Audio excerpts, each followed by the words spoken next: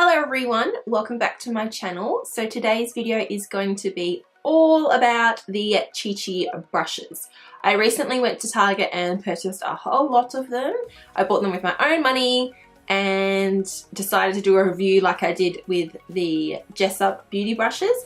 Now they are like this. I've actually got quite a few to go through, so I'm not going to do too much on the intro, but they range from $9.95 to $39.95, I believe, like certain brushes, but I didn't spend $39.95 on one brush.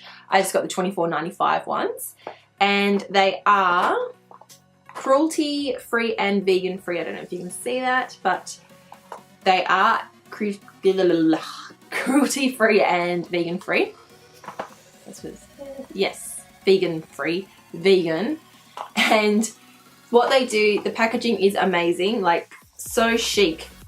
Now they say the brush number on the side and what it's ideal for. Now I might not do that, but what I'm going to do is talk about them one by one, and then I'll do a tutorial following this video like I did for the Jessup Beauty one. So let's jump into it and we'll go from there.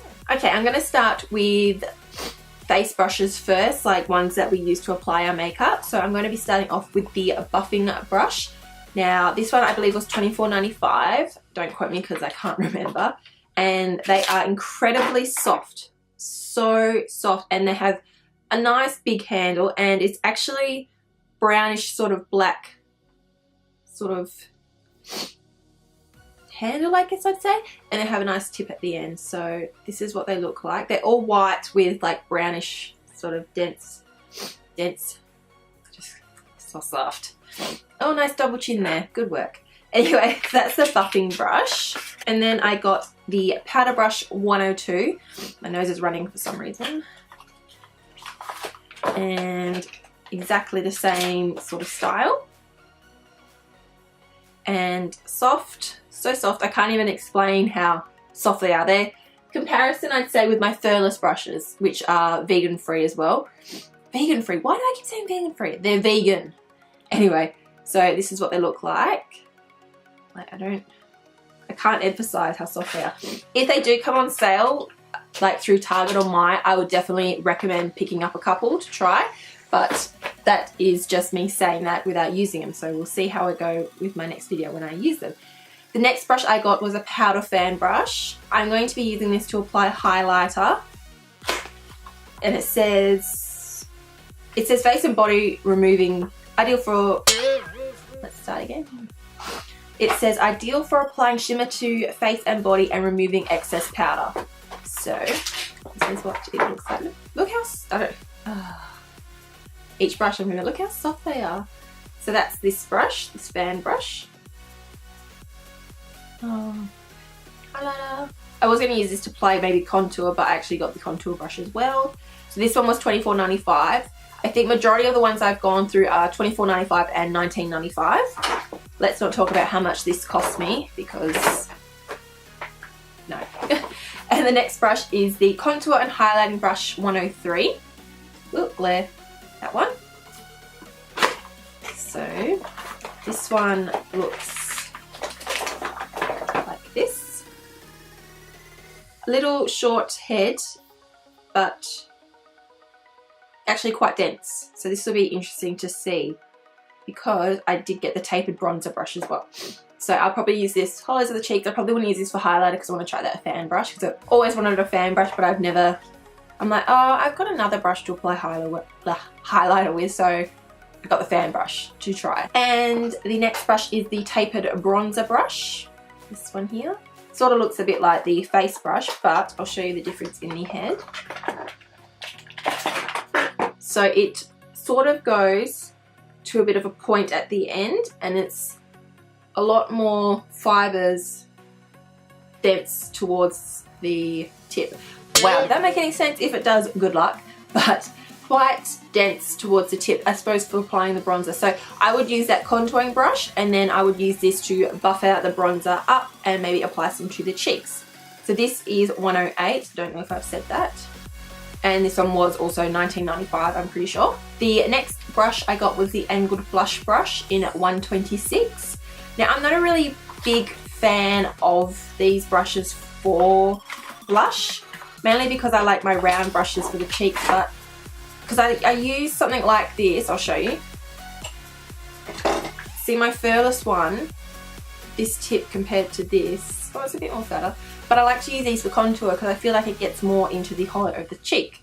So I'm going to give this a go for blush, see how we go, but yeah, it just doesn't seem right for my cheeks, but anyway, I'll give it a go. And it's a bit more fatter than the furthest one at the tip, so that's what it looks like there. And last face brush I got was the small stippling brush. I didn't want the big one because I got so many stippling brushes, and I was like, oh, a small one. So I'm going to try this for doing my under eye concealer and face concealer. It's just so itty bitty small. Like, I'd never seen a small stippling brush like this. So this is 124, and it's got the fibers like a stippling brush, nice and loose up here and dense down the base. I can't describe brushes to save my life, but anyway, that's that one there. That one, if that focused, yay. I'll check it when I get it. And let's move on to the eye brushes that I got. I didn't get a concealer brush because I'm not really a big fan of concealer brushes. I just either use the tip or I'll try that stippling brush, but yeah. So the next brushes I got was the eye brushes. I didn't get all of them, like the winged eyeliner I didn't get, or the concealer brush, which was on the eyeliner. A1. And so I got 6 of them, but I got a double up because I got 2 crease brushes because I can never have enough of a crease brush. So these were $13.95 or $12.95, I'm not too sure, but I got 2 of them. And what sold me, because I bought this first actually, I've been going in and out of Target, they must be like, oh, this girl, I should just change up my identity. But I just was like, I bought them slowly and then I was like, buy them all. So here we go. So this is the Crease 113. So nice and dense but soft at the same time. This is what sold me because this is my first brush I bought from them, and as I took it out of the packet I was like, oh my god, if all the brushes are this soft, I must have them. So it's nice and soft. It's different to, see, this is my usual crease brush, which is the Furless ME3, I believe. So this one is, if you look at the different sizes of the heads, there. This one is more thinner down at the barrel, and this one's more thicker. So this will be interesting because I do like this for precision crease, where this one might be a little more difficult. So I might apply this to the crease or use it as a blending brush. We'll see how we go with that one. So as I said, I got 2 of those because I did.